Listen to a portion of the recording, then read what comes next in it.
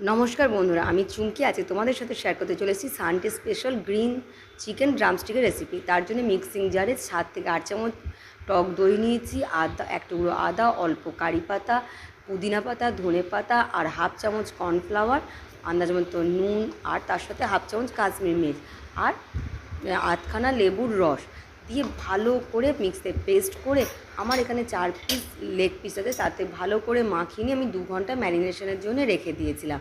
কারণ যত বেশি ম্যারিনেশন হবে তত চিকেনটা টেস্টি এবং জুসি হবে। 2 ঘন্টা পর ফ্রাই প্যানে সাদা তেল গরম করে ধিমে আঁচে ঢাকা দিয়ে দিয়ে লেগ পিসগুলো লাল করে ভেজে নেবো। ঠিক তারপরেই গরম গরম সার্ভ করবো গ্রিন চিকেন ড্রামস্টিক। তার সাথে গ্রিন স্যালাড আর লেবুর রস দিতেও কিন্তু ভুলো না। তোমরা অবশ্যই বাড়িতে ট্রাই করো, আমাকে জানিও তোমাদের এই রেসিপিটা কেমন লাগলো। যদি ভালো লাগে প্লিজ লাইক, শেয়ার আর সাবস্ক্রাইব করতে ভুলো না। আর পাশে থাকা বেল আইকনটি অন করে রাখবে নতুন নতুন নোটিফিকেশান পাওয়ার জন্য।